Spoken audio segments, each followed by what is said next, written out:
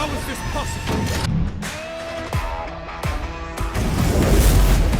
What's up, folks? Welcome back to TacticalTortoise. My name is Trevi, and recently I played a game using only bullshit. That's because this week we took a trip to Old MacDonald's happy little farm, held him and his family at gunpoint, and stole their prize herd of horrible demon cows, forged from cursed bronze in the fiery pits of Tartarus itself. That left Old MacDonald and his kin utterly destitute and stranded on the edge of civilization with no hope of reprieve. And that's because we're playing Chaos Demons today. And to put our newfound livestock to use, I put them all into a 40k list. So with a whole head of horrible mechano cattle to utilize, I started the list by packing as many umbral nightmare cavalry from the nether realms into it as I could. That included 18 Bloodcrushers and 3 Skullmasters to lead them, for a total of 21 behooved horrors. Bloodcrushers are a pretty funny unit, as befits their role as the shock cavalry of the 14th century feudal age levy that is the Chaos Demons Codex. They are utterly lethal on the charge, gaining a host of insane bonuses upon connecting with the enemy. This includes impact attacks averaging 1 to 2 mortal wounds per model in the unit, as well as a forced battle shock check, plus 1 to wound on their mount's horn attacks thanks to lance, as well as devastating wounds on that weapon from the attached Skullmaster. Now, unfortunately for us, Bloodcrushers of Khorne are in fact a naturally peaceful and docile animal. So as long as the bloodthirsty cowboys riding on their backs aren't driving them directly into enemy ranks face first, they don't actually tend to do anything. They prefer grazing on the weird purple grass of the warp. Demonic Incursion, Demon's only detachment at the time of recording, has no way to allow the unit to fall back out of combat and still do stuff. So while they can easily access combat with super close deep strikes thanks to the detachment ability, charge bonuses thanks to the unit's musician, and access to advance and charge from Warp Surge, if the cow cavalry don't kill what they hit on the first round of combat, things tend to go south pretty quickly. That said, they can make up for this deficiency with some actually pretty surprising durability. Turns out that all that hell-forged bronze and armor plating isn't just for show. At T7 with 4 wounds apiece and a baked-in 4+ invulnerable save, as well as a 4+ armor save, which is actually very rare in the Demon's Codex, that tells you a lot about that codex. 4+ armor save is like super exciting to them. They're actually able to grind down most enemies that aren't particularly resilient or exceptional in combat themselves. This is further enhanced by the leaders of this bovine brigade. To keep the mounted theme intact, I've also added 3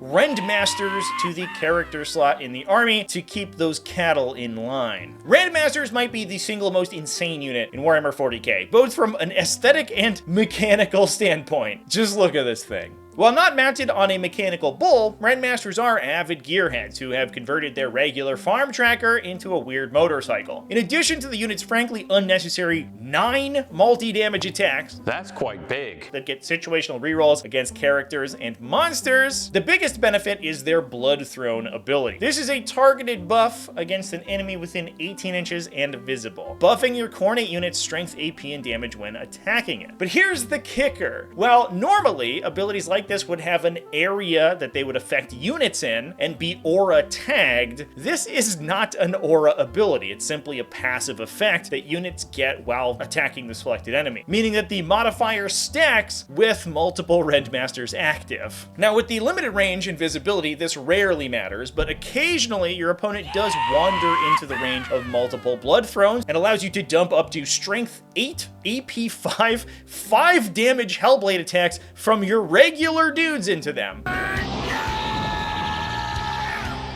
Not to mention that it also can buff the attacks from your Rendmasters as well as your Juggernauts too. Now, to round out the list, we're gonna need some trusty cattle dogs to keep the herd all together. So I've added 2 units of Fleshhounds of Khorne as well. In addition to keeping the Khorne theme alive, these guys also add some much needed sheep screening and objective scoring that doesn't require I commit a 400-point brick of 2-ton nightmare livestock to do an action or something. Cocaine isn't cheap.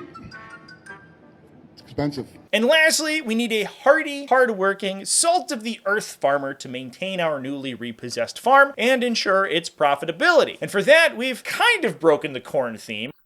Although back in the day, this guy used to have the Khorne keyword, so I feel like it's probably okay. And we've hired a trusty farmhand, Bellator, the Master of Shadows.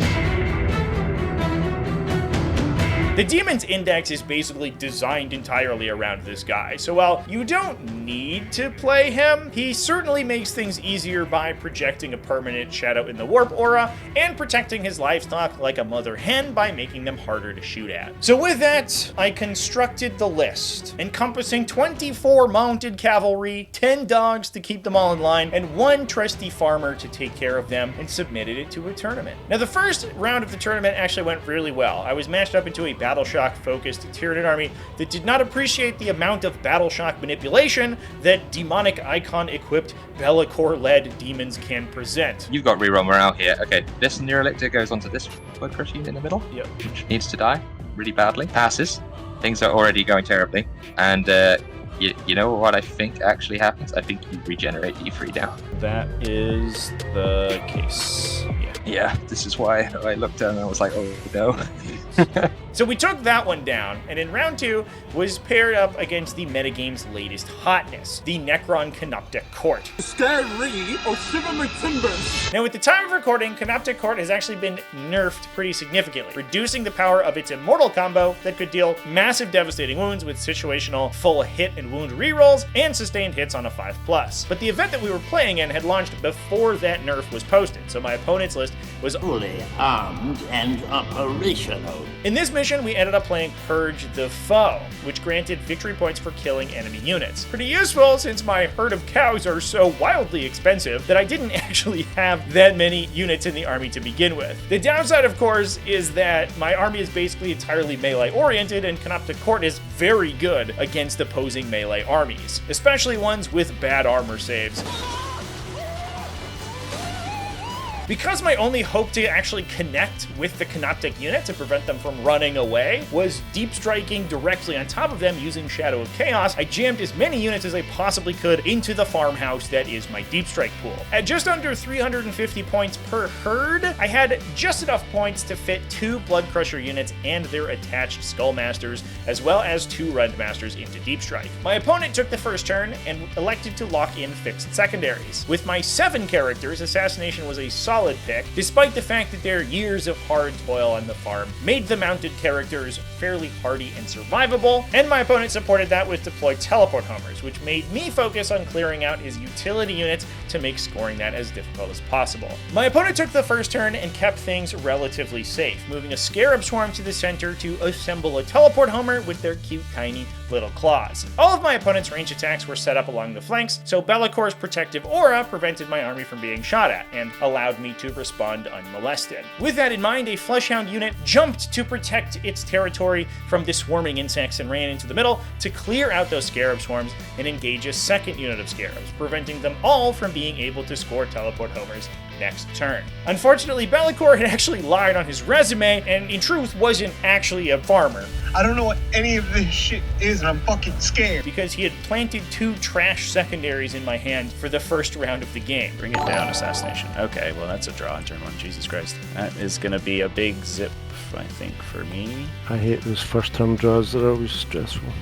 Yeah, it's always annoying when you get good objectives, but that are good for next turn. Like, objectives that are really good turn 2, you get them turn 1, you're like, damn it. That forced me to new orders on turn 1 and draw into Cleanse, which fortunately allowed me to do some farming of my own, with a Fleshhound unit cleansing their own No Man's Land objective. With his units blocked off by the yappy dogs barking at him in the center, my opponent was forced to bring a unit of Deathmarks, his only reserve unit, out of teleport to score homers in my deployment zone. With the Ruins in the center blocking the movement of my opponent's faster utility units like Scarabs and Tomb Blades, I had an open spot in their movement phase to rapid ingress a Bloodcrusher horde into the center of the table, safe from enemy guns. I probably spent like 10 minutes on my clock one time, like trying to rapid ingress one unit of them. You have to play like this insane game of Tetris because their bases are so large.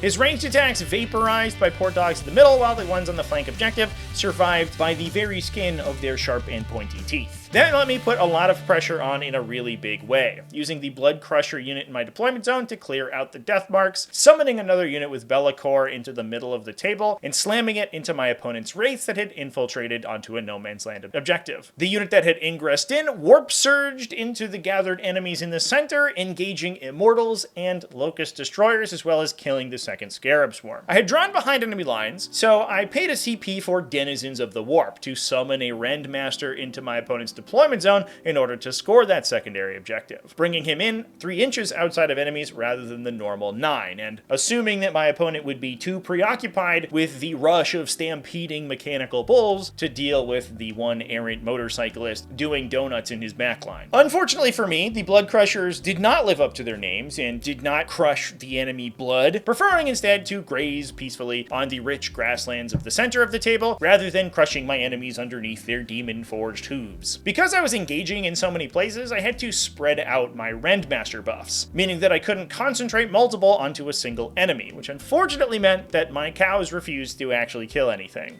And then the Skullmaster. Fucking holy shit. I think we're just gonna die here, chat.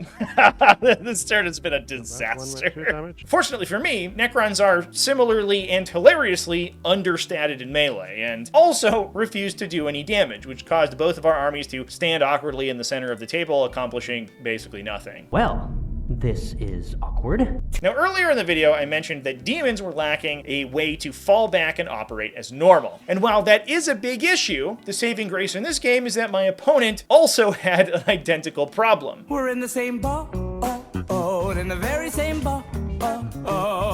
Since Canoptek Court is similarly lacking in a way to skirmish with enemies like that. So with his Locust Destroyers and Immortals stuck in melee with a Bloodcrusher unit, they were forced to fall back and wouldn't be participating this coming round. That limited the casualties I was taking, but I still lost several Bloodcrushers in the middle to Doomstalker shots and a charge from a Wraith unit, as well as the entire Bloodcrusher unit on my bottom flank to an Immortal Bomb, using devastating wounds and lots of rerolls to do insane damage. Take 2 there, so I'll take 20 total. So that's 4, 7, 11, 15. Skullmaster's on 1. Bloodcrushers, everyone! What a unit! 400 points for that. Imhotep and his Royal Guard of Lichguard decided to be brave and charge headlong into my Rapscallius Rendmaster that was chilling in his deployment zone before realizing that the profile matchup was sort of really bad for him, and the attached character in the unit was granting the tractor-riding maniac wound rerolls against his normally resilient Lichguard, actually killing all the Lichguard in the unit and leaving Imhotep by himself. A small victory was my Skullmaster in the center. With 2 Rendmasters in line of sight of my opponent's undamaged Wraith unit, I was able to double buff them using 2 Blood Thrones, letting he and a friend kill half the Wraith unit on the swingback. Although to be fair, their Feel No Pain saved an insane amount of damage on this Wraiths, and I was having a lot of trouble actually getting through all of their layered saving throws. Second one. Hey, there it is. Takes 1 damage. It's 2 dead. Last And one. then the last one. Takes 2 damage. That's It's like 50%. 5 up, 10 up, I can't deal. so, Ah, that was so lucky too. With my backline secure and the front line entirely engaged, I picked up the Bloodcrusher herd that was peacefully grazing on the shattered bodies of death marks in my deployment zone with a big crane. That let me drop it off to finish the remnants of the Wraith unit that my Bloodcrushers on the bottom table had engaged, which they proceeded to basically not do and entirely bounce off of. There's kind of a theme going on here. Despite the fact that I was quickly running out of cattle to bring to market, I had set the line of engagement so far forward that my secondaries continued to score pretty well, and I was keeping my opponent very low on primary. My opponent had elected to keep my Bloodcrushers engaged on their turn to prevent their charge bonuses from triggering a second time, instead pushing his Immortals forward to reset his teleport homers and turning his guns onto the Rendmasters, killing 2 of them. The last remaining Rendmaster on the topmost objective, however, got pretty lucky, tanking a Doomstalker to the face, including a tank shock, and cutting down the giant walker with his big cool sword over the next 2 rounds of combat. 3 wounds on your anvil, 3 damage. Oh, no, that's 4 damage, actually. 4 damage? Yeah, because he buffs himself. Ah, okay, sorry. Right, 2 go through, and what was it? 8 damage? Yeah. Oof. Alright, well, we killed something. That's exciting. The remainder of my army did absolutely no damage to my opponent. So Skullmaster into the Wraith. Oh, jeez. 1 wound on you. The 1 Hellblade. 1 wound. That's like 150 points of models, and they all hit on 3s and wound on 4s. Like, it's so bad. But still managed to somehow, finally, kill a single Canoptek Wraith, killing one of the Canoptek Wraith units in my opponent's army. That still forced the Immortals in the center to perform the Teleport Homers action rather than shoot. And since I was able to keep his Teleport Homers score low, the victory points I had farmed from both solid secondary draws and keeping a slight edge on my opponent with kills, especially with getting an uncontested kill in the first round of the game, I was able to pull the game out with a clutch capture enemy outpost on the bottom of round 5. Then ended it at a tight 82 to 63 in my favor. So while I wasn't able to do much damage, we were able to score enough points to win. So in conclusion, bullshit's pretty good.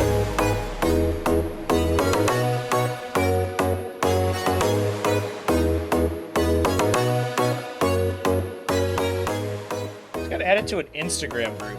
What do you think this is about? Dear friends, congratulations on becoming our invitee. You're now invited to join the cryptocurrency and stocks discussion group. The end of the message says, trust me, this will open a new world. What an honor.